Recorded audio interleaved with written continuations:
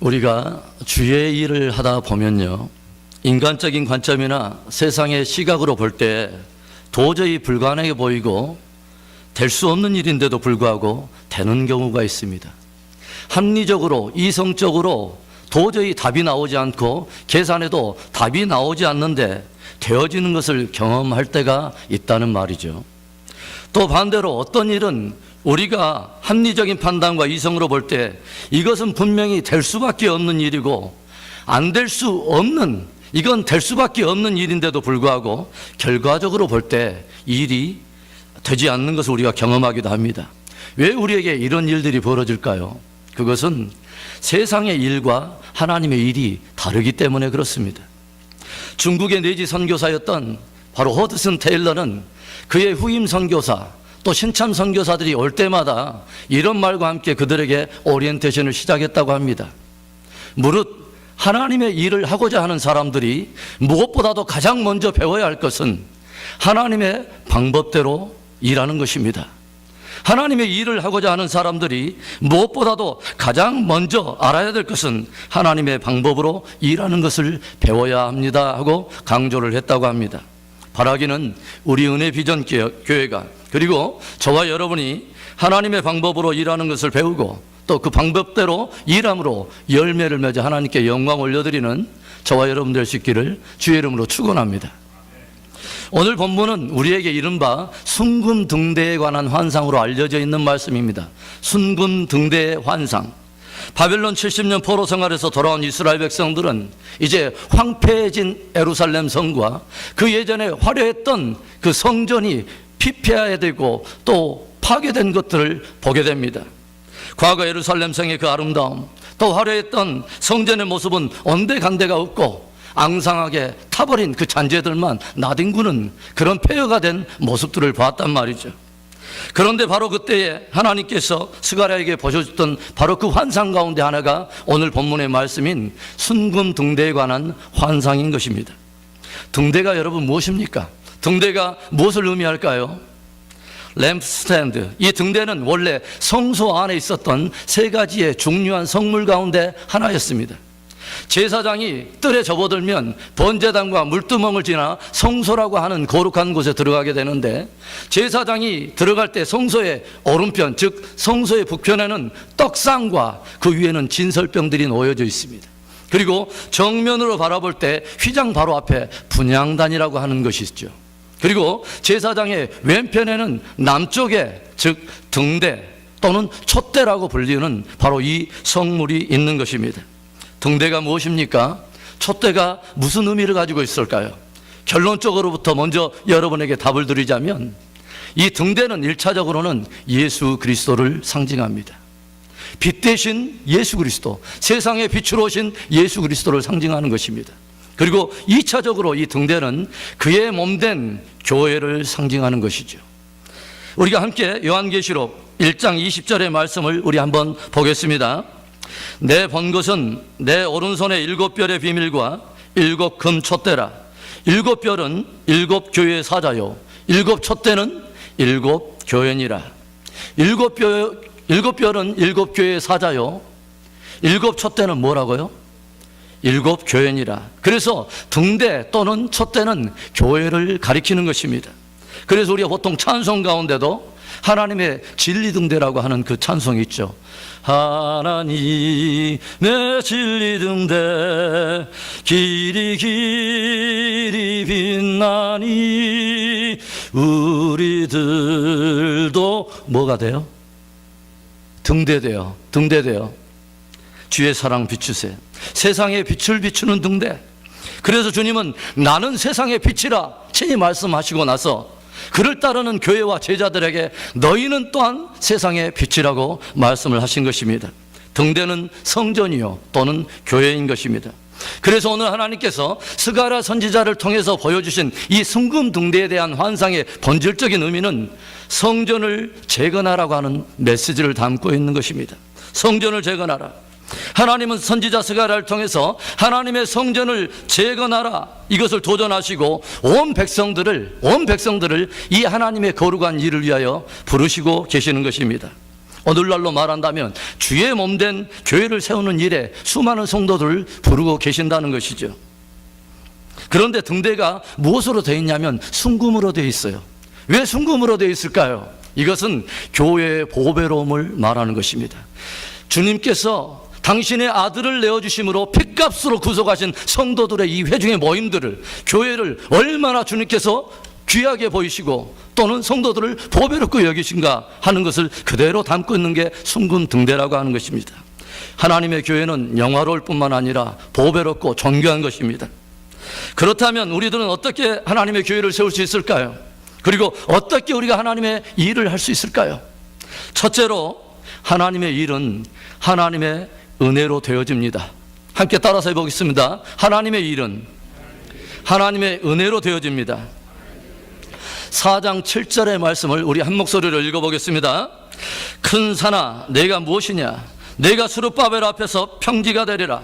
그가 머릿돌을 내어놓을 때 무리가 외치기를 은총이 그에게 있을지어다 하리라 하셨고, 큰 산아 내가 무엇이냐, 큰 산아 내가 무엇이냐. 산은 무엇을 의미하는 것입니까? 산은 보통 믿음의 장애물들을 의미하는 것입니다.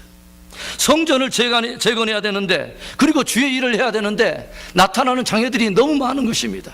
넘어야 될 산이 너무 첩첩산중 많은 것입니다. 실제로 바벨론에서 돌아온 그들이 성전을 건축하려 했을 때에 어떤 장애물에 부딪히게 됩니까? 먼저는 당시의 페르시아 왕이었던 아닥사스다 왕의 반대에 직면하게 되는 것이죠. 아직까지는 식민지 신세, 속국 신세를 면치 못하고 있는 이스라엘 백성들로서는 모든 크고 작은 대소사 일을 할 때마다 왕의 허락을 받고 결정해야 되는데, 성전 재건을 그리 기쁘게 생각하지 않는 아닥사스다 왕이라고 하는 한 대제국의 통치자의 마음을 돌이킨다고 하는 것이 그렇게 쉬운 일이 아니더라고 하는 것이죠. 또 어떤 장애물이 있습니까? 그들에게는 경제적인 여력이나 다시 성전을 지을 만한 능력이 많이 부족합니다. 아닥사스다 왕이 허락을 한다 해도 그들에게는 성전을 지을 만한 경제적인 여력이나 그런 능력이 없어요. 이제 갓 포로 생활에서 돌아온 그들에게 할 수 있는 것이 그렇게 많지 않았다는 이야기입니다. 또 어떤 장애물에 부딪힙니까? 주변 작은 부족 국가들의 많은 반대에 직면하게 됩니다. 이스라엘 백성들이 하나님의 징계로 말미암아 조국을 떠나서 바벨론의 70년 포로 생활을 하는 가운데 주변에 있던 많은 소수 부족들이 이스라엘의 부재 기간에 바로 그 점점 하나님의 주신 약속의 영토에 진입해서 거기서 진을 치고 살게 된 것입니다. 그런데 다시 이스라엘 백성들이 돌아와서 그 나라를 재건하고 성전을 재건하는 이 일은 그들에게는 곧장 추방과도 같은 큰 위기를 가져오기 때문에 그들은 모든 힘을 다 동원해서 방해하고 이것을 해방하기 시작한 것입니다.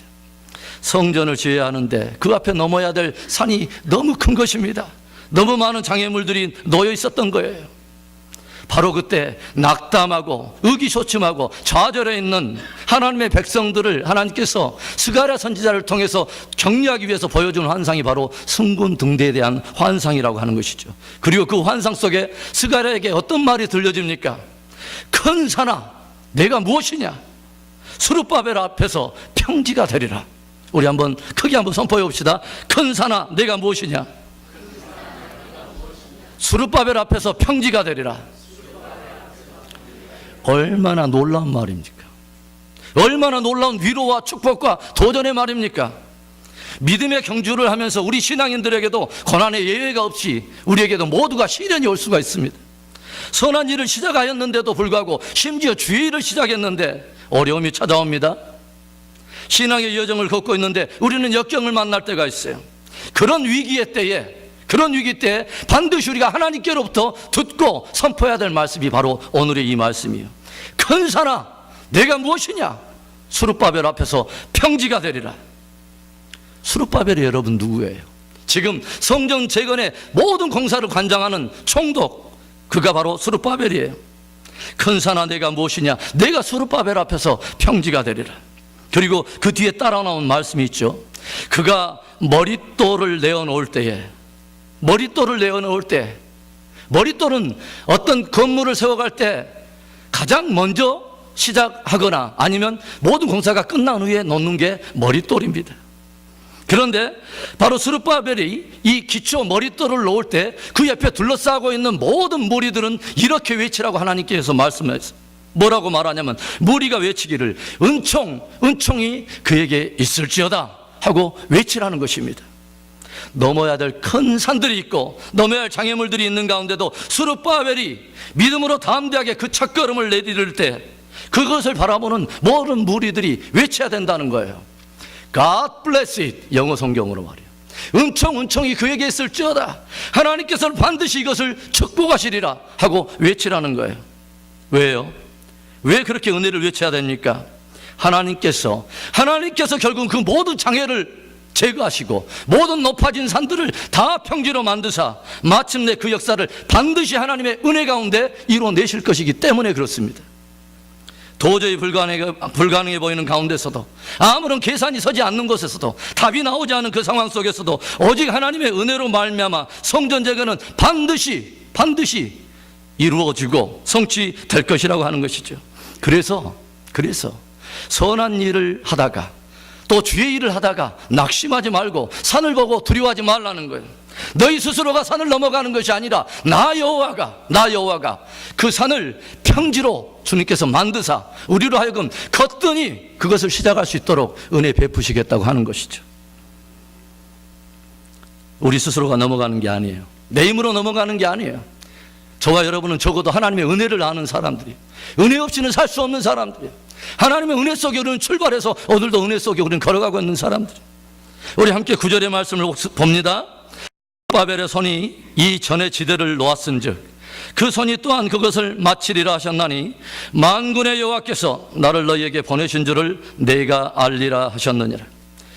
스룹바벨의 손이 이 험난한 역경과 모든 고난을 다 헤쳐나가고 담대히 믿음으로 첫걸음을 내딛음으로 말미암아 그 전에 지대를 놓았은즉 그가 마치리라.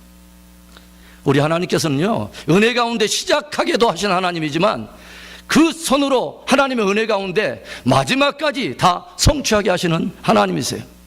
하나님은 한마디로 끝내주시는 하나님이세요. 우리 옆에 분을 그렇게 인사해 보세요. 하나님은 끝내주는 하나님입니다. 시작. 하나님은 모든 장애를 뛰어넘고 합리적이고 이성적인 계산에서는 도저히 답이 나오지 않는 일들을 은혜로 시작하게 하시고 마침내 그것을 은혜로 마치게 하시는 은혜의 하나님이신 것입니다. 그래서 빌립보서 1장 6절에 우리가 잘 알고 있는 이 말씀이 있잖아요. 너희 안에 착한 일을 시작하신 이가 그리스도 예수의 날까지 온전히 이루실 것을 내가 확신하노라. 하나님은 알파요 오메가이십니다. 처음이요 나중이에요. 시작이며 끝이신 하나님이에요. 그분은 일단 시작했다면 그분은 끝을 보시는 하나님이에요. 그 끝을 보시는 하나님이 저와 여러분의 구속을 완전히 이뤄내시는 것입니다. 도저히 극복할 수 없는 것처럼 보이는 산들을 넘게 하시고 모든 장애를 뛰어넘어서 은혜 속의 스룹바벨과 그 모든 부름받은 이스라엘 백성들을 통해서 성전 건축을 시작하게 하셨던 하나님은 주전 516년 그들이 공사를 착공한 지 4년 만에 모든 장애와 모든 산들을 다 평평하게 하사 그들을 통해서 마침내 성전 건축을 완성시키셨습니다. 10절의 말씀을 우리 한번 또 봅니다. 너무 스가랴에 나온 말씀들이, 이 말씀들이 얼마나 우리에게 힘이 되는지 몰라요. 10절의 말씀 우리 한번 선포해 보겠습니다. 작은 일의 날이라고 멸시하는 자가 누구냐? 이 일곱은 온 세상에 두루 행하는 여호와의 눈이라. 다림줄이 스룹바벨의 손에 있음을 보고 기뻐하리라. 성전 재건이라고 하는 거대한 공사를 앞두고 돌 하나 놓았다고, 머릿돌 하나 놓았다고 그게 얼마나 생색이나 나냐 이 말입니다. 넘어야 될 산들이 첩첩산중인데 첫삽 한번 떴다고 그게 뭐 대수냐 이 말입니다. 그래서 옆에서 조롱하는 사람들이 있어요. 산발락과 도비아와 겟셈과 같은 그 대적들이 그들의 행사를 보고 비아냥거립니다. 조소를 보냅니다. 참소를 해요. 야, 그 정도 성이면 애기들도 짓겠다. 그 정도 성이면 여우가 올라가도 다 무너질 거야. 야, 저 사람들은 오래가지 못해. 열심으로 지금은 달려들지만 며칠이나 가나 보자. 며칠 하다가 지치고 너희는 나자빠져 버릴 거야. 비아냥거리고 조소를 해요. 그런데 비단 그런 비난과 조소는 꼭 외부에서 오는 것만 아니에요. 그 내부의 이스라엘 공동체 안에서 이런 패배주의가 일어나고 있었던 것을 우리는 보게 되지. 그들이 누구냐면 바벨론으로 끌려가기 전에 그 예전의 성전의 화려함을 보았던 사람, 예루살렘 성의 그 찬란함을 목도했던 많은 사람들이 다시 돌아와서 그 예전에 봤던 여호와의 그 영광과 예루살렘 성의 화려함과 성전의 그 찬란함에 비했을 때 너무도 초라한 이 공사의 시작, 너무도 이 빈약해 보이는 이것을 보면서 펑펑 서글퍼서 우는 사람들이 있었다고 하는 것이죠. 낙담해서 울고 있습니다. 그런데 바로 이때 주님께서 들려준 말이 이것입니다. 대적들도 들고 스스로 패배주의에 사로잡혀있는 너희들은 들으라는 거예요. 뭐예요? 작은 일의 날이라고 멸시하는 자가 누구냐? 이것을 작은 일이라고 멸시하는 자가 누구냐? 이 일곱은 온 세상에 행하는 여호와의 눈이니라. 작은 돌 하나 놓는 그 미미한 시작, 별 아무것도 아닌 것 같이 보이는 그 작은 시작을 누가 보고 있느냐? 여호와의 일곱 눈이 불꽃 같은 눈동자로 보고 계신다는 거예요. 하나님의 불꽃 같은 눈이 그 시작을, 그들의 그 믿음의 몸부림들을 보고 계신다는 거예요. 그냥 눈이 아니에요. 여호와의 일곱 눈이요. 일곱이란 것은 완전수를 의미하는 거예요. 여호와의 전능하시고 전지하시고 완전하신 눈이 처음부터 끝까지 주님께서 그들을 주목하시고 목도하시고 지금도 바라보고 계신다고 하는 것이죠. 이어지는 말씀이 뭔지 아세요? 다림줄이 스룹바벨의 손에 있음을 보고 기뻐하리라. 다림줄이 스룹바벨의 손에 있음을 보고 나 여호와가 기뻐한다는 거예요. 작은 일의 날이라고 멸시하는 자가 누구냐? 그 미미해 보이는 시작, 그 초라해 보이는 시작, 그 작아 보이는 그 도전이지만 나 여호와의 일곱 눈이 그들을 목도하고 있고 그들의 손에 다림줄이 있음을 내가 보고 나 여호와가 기뻐한다고 말을 합니다. 그 다림줄이 뭐예요? 공사할 때 수평을 재는 것이나 아니면 어떤 것들을 더 건설하거나 확장할 때 쓸 때 다림줄입니다. 스룹바벨의 손에 다림줄이 있고 그 모든 백성들이 스룹바벨의 총독에 안에서 이 거룩한 일에 부름을 받고 성전을 재건해 가는 이 일에 다른 사람들은 다 작은 일이라고, 대적들도 멸시하고 패배주의에 사로잡혀 있는 많은 사람들도 그것을 비난하는 바로 그때 하나님께서는 작은 일의 날이라고 멸시하는 자가 누구냐? 나 여호와가 그것을 보았고 스룹바벨의 손에 청량줄이 있음을, 다림줄이 있음을 내가 기뻐하노라 말씀하신 거예요. 여러분, 누가 보고 있는가가 중요한 거예요. 누가 기뻐하는가가 중요한 거예요. 누구의 은혜 속에 있는가가 중요한 거예요. 은혜 비전교회가 누구의 은혜 속에 있느냐? 그 일을 누가 보고 계시느냐? 그리고 그 일을 누가 기뻐하시느냐가 중요한 것입니다. 어제 이 말씀을 준비하면서 제 마음속에 막 갑자기 불같은 설렘이 확 일어났어요. 오늘 오후에 선교 콘서트에 선교사를 파송하는 바로 그 첫 무대를, 첫 찬양을 마하나임이 오픈을 하잖아요. 미미한 시작일 수 있어요. 작은 일처럼 보일 수가 있어요. 그런데 주님이 보고 계시다는 것이 중요한 것입니다. 우리 은혜 비전교회가 오늘 첫 1호 선교사를 파송해요. 선교라고 하는 거대한, 또 열방과 민족이라고 하는 거대한 넘어야 될 산들이 많지만 첫 싹뜨는 것이 무슨 의미가 있느냐고 작게 보일 수도 있지만, 그러나 하나님이 기뻐하신다고 하는 것이 중요한 거예요. 여러분, 주님의 일을 하려고 하면 거기에는 넘어가야 될 산이 있고 넘어야 될 장애는 반드시 있는 것입니다. 오늘 저와 여러분이 이 주님의 음성을 우리의 마음속에 새기고 우리의 입술에 우리의 노래가 되고 선포가 되고 하나님께 영광의 찬송이 되었으면 좋겠습니다. 큰 산아 내가 무엇이냐? 은혜 비전교회 앞에서 평지가 되리라. 그 정도 아멘 해가지고 되겠어? 보통 아이들이 먹고 라면에도 그렇게는 안 하겠습니다. 큰 산아 내가 무엇이냐? 내가 은혜 비전교회 앞에서 평지가 되리라. 작은 일의 날이라고 멸시하는 자가 누구냐? 저들이 그 지대를 놓았은 즉 저들이 마치리라. 내가 저들의 손에 다림줄이 있음을 보고 나 여호와가 기뻐하리라. 사랑하는 성도 여러분, 하나님의 일은 어떻게 할 수 있으며 주의 몸된 교회는 어떻게 세워집니까? 하나님의 일은 오직 하나님의 은혜로만 되어집니다. 그래서 시작도 은혜요, 과정도 은혜요, 마침도 은혜이기 때문에 오늘 우리의 입술에서 끊임없이 고백할 수밖에 없는 것은 내가 한 것이 아니라 우리가 한 것이 아니라 오직 하나님의 은혜로 되었다고 하나님께 고백할 수밖에 없는 것입니다. 하나님의 그 은혜에 붙들려서 귀하게 쓰임받는 저와 여러분, 또 우리 신앙의 공동체 될 수 있기를 주님의 이름으로 축원합니다.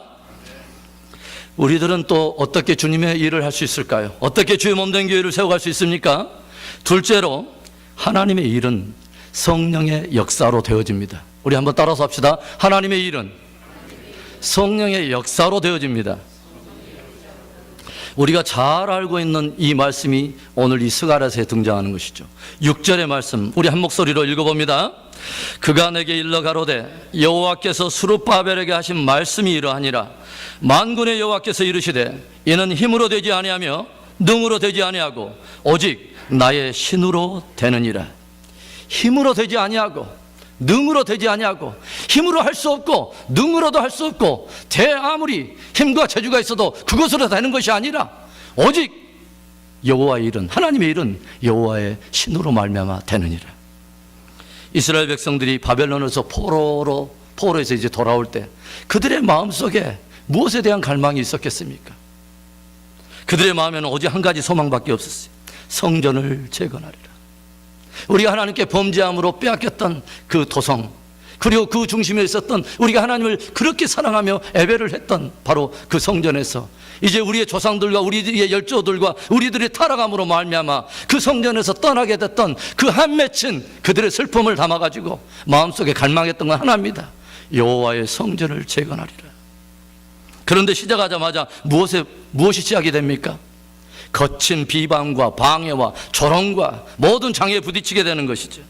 그 대적들이 아닥사다 왕에게 거짓 조서를 꾸며 만듭니다. 이스라엘 유대인이라고 히브리인의 이 족속들이 다시 포로에서 돌아오더니 왕에게, 대제국을 통치하시는 왕의 제국에 대해서 반역을 지금 모반하고 있습니다. 그리고 이들의 거짓 조서로 말미암아 왕의 마음이 흔들리더니 결국 미혹을 받아서 성전 재건 금지령을 내려버립니다. 그리고 그들이 그렇게 사모했던 성전 재건의 공사가 중단되는 상황에 처하면서 백성들은 대적의 참소에 낙담하고 환경 때문에 좌절하게 돼요. 분명히 선한 일입니다. 적어도 주의 이름을 걸고 하는 주의 일이에요. 그런데 이런 장애를 겪게 되면서 그들 안에 깊은 회의가 일기 시작하더라는 거예요. 그런데 이때 바로 하나님께서 순금등대를 통해서 환상을 보여주면서 그 가운데 들려줬던 음성이 바로 그거예요. 뭐예요? 힘으로도 능으로도 되지 않지만 오직 여호와의 신으로 말미암아 되느니라. 하나님의 일은, 주의 몸된 교회에는, 하나님의 나라의 일은 무엇으로 하냐면 오직 여호와께서 주시는 성령의 은혜 속에만 되어진다는 것입니다. 주의 일을 하다 보면 가끔 그런 생각 들잖아요. 그게 비단 저만의 생각은 아니에요. 하나님께서 주시려면 한 방에 그냥 확 몰아서 좀 주시지, 주님께서 간질간질하게 주시면서 어떨 때는 한 번 빡 주시고 나서 그 다음에 주님께서 잘하시는 거 있잖아요. 침묵을 지키셔요. 그럼 이 침묵의 긴 시간은 우리에게 너무너무 고통이 돼요. 그런데 우리가 다시 간절히 주님 앞에 겸비해서 무릎 꿇고 기도하면 주님께서 이루어 주시고, 또 다시 주님 앞에 눈물로 주님의 품속에 파고 들어가면 주님께서는 긍휼의 그 마음으로 우리의 기도를 들어주시고 또 공급해 주시잖아요. 기도를 통해서 얻는 것을 가르치시는 것입니다. 내 힘으로 일하는 것이 아니라 하나님의 힘으로 공급하시는 것으로 통해서 일한다는 것을, 그것을 통해서 가르쳐 주시는 거예요. 하나님의 일을 하고자 하는 사람은 가장 먼저 배워야 할 것이 뭐라고요? 하나님의 방법대로 일하는 것을 배우도록 하나님께서 그것을 통해서 가르치시는 거예요. 주의 일은 나의 재주로 하는 것이 아닙니다. 내가 조금 능이 있어 보인다고 그거 믿고 하는 게 아니에요. 등대에 불을 밝히려면 무엇이 필요하죠? 기름이 필요한 것입니다. 그래서 등대의 환상 가운데 등대만 보여준 게 아니라 등대 좌우편에 뭐가 있냐면 감람나무 2그루의 나무가 있어요. 그 감람 열매를 짜가지고 거기서 감람유를 공급해 줘야 그 관을 통해서 흘러들어오는 그 기름으로 말미암아 등대는 찬란한 불을 밝히는 거예요. 교회가 빛을 발하기 위해서, 성도들이 그 빛을 세상에 비추기 위해서는 오직 성령의 충만함을 받아야 하는 것입니다. 우리 스스로 빛을 낼 수 없어요. 우리는 그렇게 빛을 낼 만한 그런 존재들이 아니에요. 오직 주의 일은 성령으로만 되어지는 것입니다. 하나님께서 모세를 통해서 이제 그 후손들, 그 광야에서 일어난 제2세대들이 약속의 땅에 들어가게 되거든. 너희들은 그 땅에서 이방 족속과 혼합하지 말고 하나님을 경외하는 신앙을 기억하고 절대로 그 베푸신 은혜를 잊지 말라고 누누이 말씀하십니다. 신명기 8장 12절부터 14절의 상반절을 봅니다. 내가 먹어서 배불리고 아름다운 집을 짓고 거하게 되며 또 내 우양이 번성하며 내 은금이 증식되며 내 소유가 다 풍부하게 될 때에 두렵건대 내 마음이 교만하여 내 하나님 여호와를 잊어버릴까 하노라. 그 땅에 들어가서 너희가 먹어서 배부르고 내 은금이 증식되고 모든 농사와 소출이 당해서 너희의 삶의 지경터가 넓어질 때 하나의 위기가 찾아온다는 것입니다. 어떤 위기입니까? 교만 말입니다. 너희가 교만하여져서 두렵건대 내 마음이 교만하여 내 하나님 여호와를 잊어버릴까 하노라. 축복된 삶이 부어질 때, 풍성함을 우리가 삶 속에서 경험하게 될 때에 이게 내 지혜로 된 것처럼, 내 실력으로 된 것처럼 착각하면서 교만해져서 여호와 하나님의 그 은혜를 잊어버릴까 한다는 것이죠. 신명기 8장 17절의 말씀도 봅니다. 또 두렵건대 내가 마음에 이르기를 내 능과 내 손의 힘으로 내가 이 재물을 얻었다 할까 하노라. 농사가 잘 되고 일이 잘 풀리니까 내 힘과 내 능으로 된 줄로 착각한다는 거예요. 그래서 18절 말씀을 이런 말씀을 들려줍니다. 내 하나님 여호와를 기억하라. 그가 내게 재물 얻을 능을 주셨음이라. 이같이 하심은 내 열조에게 맹세하신 언약을 오늘과 같이 이루려 하심인지라. 내 실력 때문이 아니라는 거예요. 내 힘 때문이 아니라는 거예요. 주께서 재물 얻을 능을 주셨기 때문에 재물을 얻게 되고, 주께서 은혜를 베풀어 주셨기 때문에 건강이 있고, 주께서 은혜를 베풀어 주셨기 때문에 사람의 인맥이 형성되고 우리에게 귀한 은혜가 부어졌다고 하는 것입니다. 여러분, 내가 내 힘으로 지킬 수 있다는 것이, 그렇게 말할 수 있는 것이 내가 하나라도 있습니까? 과연 내가 내 힘으로 지켜낼 수 있다고, 내가 세울 수 있다고 여러분 말할 수 있는 게 하나라도 있어요? 여호와께서 집을 세우지 않으면 세울 자가 없는 것입니다. 여호와께서 성을 지키지 않으면 지켜낼 자가 없는 거예요. 감히 내가 내 자녀를 지킵니까? 내가 내 건강을, 내일의 내 건강을 보장할 수 있는 분이 있어요?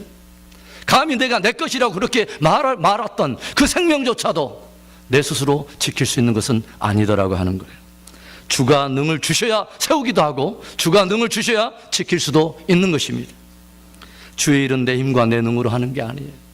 혈기방장한 베드로가 주님 앞에 고백하면서 얼마나 의리 충만한 모습을 보여줍니까? 주여, 다들 주를 떠나도 나는 절대로 주를 버리지 않겠나이다. 그런데 예수님은 전혀 베드로의 고백에 감동을 받지 않으셔요.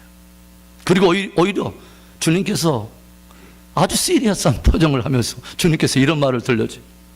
내가 진실로 내게 이르노니 오늘 밤 닭이 3번 울기 전에, 닭이 울기 전에 너는 3번 나를 부인하게 되리라.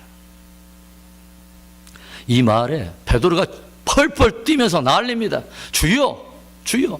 주님과 나와의 그런 끈끈하게 맺혀진 그 의리의 기간이 얼마인데 주여, 나에게 어떻게 그런 말을 하십니까? 그것도 주님께서 말해요. 시험에 들지 않도록 깨어 기도하라. 그런데 바로 겟세마네 기도에서 무릎 꿇자마자 바로 입신에 들어간 사람이 바로 베드로예요. 바로 깊은 잠에 푹 주무시고,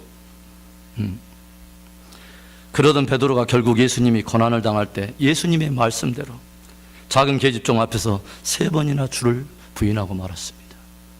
주님이 그렇게 경고하셨을 바로 그때 기도하지 않음으로 인해서 깊은 시험에 빠져버리고 만 것입니다. 성전을 재건하려고 그 바벨론을 떠나올 때는 2 주먹을 불끈 쥐고 다짐하고 헌신하고 힘을 다해왔어요. 그런데 이스라엘 백성들은 많은 장애에 부딪히면서 점점 좌절하면서 주저앉고 있는 모습을 우리가 보게 됩니다. 선한 일이었어요. 더군다나 주의 일이었습니다. 그런데 바로 그때 주님께서 들려주시는 말씀이 그거예요. 힘으로도 안 되고 능으로도 되지 아니하나 오직 여호와의 신으로 말미암아 되느니라.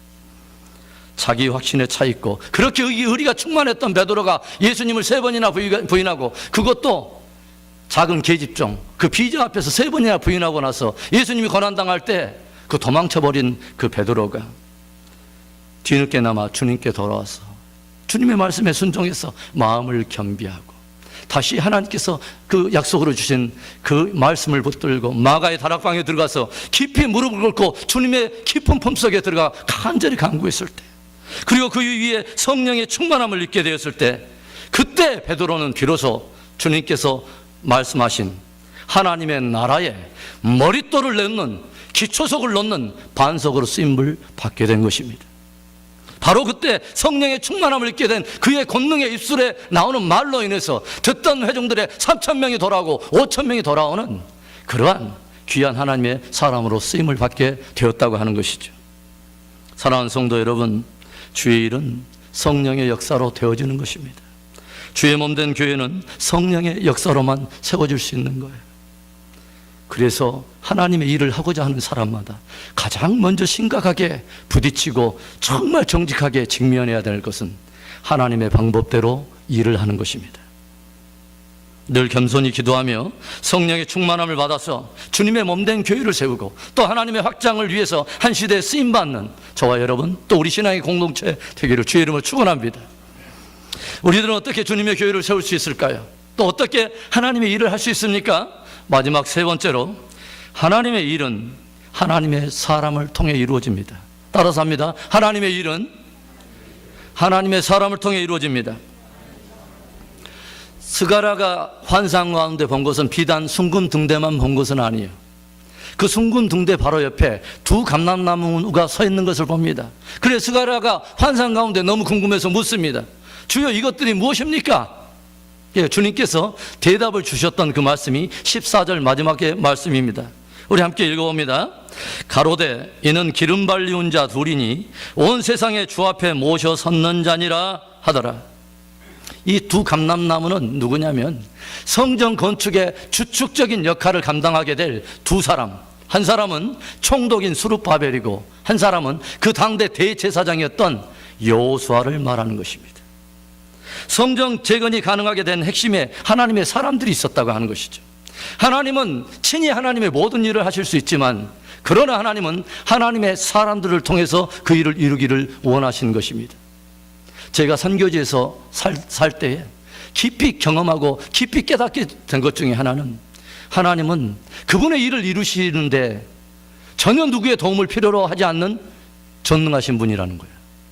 그런데도 불구하고 그분이 우리를 그분의 텃밭인 이 지구촌의 한 모퉁이를 맡기시고 영혼들을 맡기셨다고 하는 것은 그 높은 부르심에 부름을 받은 저와 여러분에게는 영광이요 축복인 것입니다. 하나도 못해 작은 회사 하나 경영이라도 그 회사 사장의 차를 몰아도 그 기사에게는 자존감이 있어요. 그 네팔에 많은 기사들이 있습니다. 택시 운전하는 사람이 많이 있습니다. 근데 저희들이 선교지에서 NGO 그 선교단체를 운영하고 있는데, 저희 선교단체에 나온 그 한국에서 지원을 받아서 나온 차가 그 무쏘라고 하는 차 있잖아요. 그 차였어요. 찝으로 된 거죠. 그래서 한 3, 4년 되니까 하나님께서 보너스로 그 차를 우리에게 재단본부에 줘가지고 재단 대표 이사로 제가 있었기 때문에, 실무대표로 있었기 때문에 제가 그 차를 타고 다녀요. 그리고 보통 때는 타지 않지만 정부 관공서 같은 데 들어갈 때는 일을 봐야 되기 때문에 약간 그 사람들도 하이어 레벨을 이렇게 들어가야, 그런 포지션을 가지고 그런 품위를 가지고 들어가야 말이 통하기 때문에, 그 기사가 옆에 대동해서 제가 가요. 옆에 딱 이렇게 상당히 멋지죠. 상상만 해도. 네, 제가 옆에서 쫙 들어가 보면은 저보다 이 옆에 있는 기사가 더 지가 막 이렇게 어깨가 쫙 몰아주고 자기들끼리 서열이 있어요. 다 모이면 택시 기사들 막 이렇게 있고 뭐 어떤 인간한 차량 운전하는 기사들이 있는데, 자기가 무슨 뭐 대표야 보니까 하나님께서 마지막 시대에 기사를 일으킨다고 그러잖아요. 하나님의 그 일을 할 때 하나님은 하나님의 사람들을 사용하신다고 하는 것이죠. 그런데 바로 그때 이런저런 일을 많이 경험하면서 하나님은 무엇을 많이 깨닫게 하시냐면, 하나님은 저와 여러분이 없어도 그분의 일을 이루는데 아무런 지장이 없다는 거예요. 그런데 하나님은 무엇을 기뻐하시냐면, 그분이 하실 일을 하나님의 사람들을 통해서 이루기를 기뻐하신다는 거예요. 그래서 사람이 중요한 거예요. 그래서 한 사람이 중요한 거예요. 그래서 성경 전체 이야기는 하나님의 히스 스토리이기도 하면서 2930명이나 등장하는 사람들의 이야기이기도 해요. 그 많은 사람들의 이야기는 모두 저와 여러분들의 신앙의 한 표본과 모델이 되어서 그들의 인생을 통해서 우리들에게 던져주는 메시지들이 있다고 하는 것이죠. 그런데 그냥 두 사람이 아니에요. 오늘 본문에 보니까 그냥 두 사람이 아니라 그들은 기름 발리운 자 둘이며 또 주 앞에 모셔 섰는 사람이다. 온 땅에 주 앞에 모셔 섰는, 쉽게 말하면 주님을 온전히 섬기는 사람이라는 뜻이에요. 저들은 기름 부음을 받았을 뿐만 아니라 주님을 온전히 모시는 충성된 사람, 헌신된 사람이었다고 말을 해요. 우리가 성경과 역사를 우리가 살펴보면 철저하게 깨닫는 것이 뭐예요? 한 사람이 그렇게 중요하더라는 거죠. 죽게 붙들려 있는 한 사람이 그렇게 중요하더라는 거예요. 엘라 골짜기에 골리앗이 등장합니다. 그리고 골리앗이 하나님의 이름을 모욕하고 수많은 하나님의 백성들, 그 백성 군대들을 조롱합니다. 그런데 그 골리앗의 참소에 모든 이스라엘 백성들이 떨면서 엘라 골짜기에 다 몸을 숨기고 있었을 때 한 소년 다윗이 하나님의 이름이 모욕당하는 것을 보고 거룩한 의분을 품고 물맷돌을 잡고 골리앗을 향해서 달려갈 때에 하나님께서는 그 대적의 머리통을 그 물맷돌로 다 깨뜨리시고 다윗의 이 거룩한 의분으로 말미암아서 그 한 사람의 헌신으로 말미암아 모든 전세는 다 뒤집어지고 이스라엘 백성들이 결국은 승리하게 된 것이죠. 한 사람이 너무 중요한 거예요. 한 사람이 중요한 거예요. 아합 시대 그 어두운 때에 온 이스라엘 백성들이 미혹을 받아서 바알과 아세라를 섬기는 우상 숭배에 빠지게 됩니다. 그리고 이세벨의 유혹을 받아서 하나님을 섬기는 제사장들이 다 죽어갑니다. 그런데 하나님을 향한 거룩한 의분을 가지고 있던 한 사람 엘리야 선지자가 정면으로 거짓 선지자들과 함께 영적 대결의 한 판을 도전을 해요. 갈멜산에서 적지 않게 1대 850으로. 그 말은요, 거의 1대 세상으로 세상이 가지고 있는 거짓 진리로 저들이 똘똘 뭉쳐있을 때 그것에 주눅들지 않지 하고 저들이 나를 왕따시킬 때, 비진리로 나를 왕따시킬 때 나는 하나님의 진리로 오히려 그들을 왕따시켜버리는 멋진 사람이었어요. 누가 참신이냐 겨뤄보자는 거예요. 여호와냐 바알이냐. 그런데 하나님께서는 당신을 향한 거룩한 의분을 가졌던 엘리사 선지자에게 하늘로부터 거룩한 불로 응답하시고 모든 사람들이 볼 수 있도록 당신의 권능을 드러내셨습니다. 이 일로 한 나라 이스라엘의 영적인 흐름이 다 바꿔버리고 이스라엘에는 전무후무한 영적인 큰 부흥과 회복이 일어났던 것을 믿을 수 있기를 바랍니다. 하나님께서 무엇을 보여주셔요? 바로 두 감람나무. 그들은 기름 부음을 받은 자들이요 온 땅에 주를 모셔 섰는 사람들입니다. 온전히 중심에서 주님을 사랑하는 거예요. 온전히 중심에서 주님을 신뢰하는 거예요. 하나님의 교회는 누가 세웁니까? 누가 주의 일을 합니까? 성령의 충만함을 받고 그 하나님을 마음과 뜻과 힘과 성품을 다하여 주를 경외하는 바로 그 사람들을 통해서 하나님은 그 일을 이루기를 기뻐하신다는 것이죠. 오늘 하나님께서는 스가랴에게 왜 순금등대의 환상과 두 감람나무의 환상을 보여주실까요? 하나님은 기대하고 계시는 것입니다. 그런 사람들을 기대하고 계시는 것입니다. 기름 발리운 자들을 기대하고 있는 거예요. 온 땅에 주를 모셔 섰는 전심으로 그분께 마음의 중심을 드릴 수 있는 귀한 일꾼들을 기대하시는 거예요. 성전의 불은 저절로 밝혀지지 않아요. 주의 일은 저절로 되어지지 않아요. 그런 사람들을 통해서 성전의 불도 밝혀지고 주님의 일도 되어지는 것입니다. 사랑하는 성도 여러분, 오늘 우리는 우리 은혜비전교회 창립 두 돌을 맞는 영광스럽고 참으로 벅찬 귀한 예배를 드리고 있습니다. 오늘 이 아침에 스가랴를 통해서 들려주시는 이 귀한 말씀이 저와 여러분 앞에 깊이 새겨질 수 있기를 바라요. 주의 일은 주의 은혜로만 되어집니다. 주의 일은 성령의 역사로만 되어져요. 주의 일은 기름 발리운 자, 주께 온전히 헌신한 그 하나님의 사람들 통해서 이루어집니다.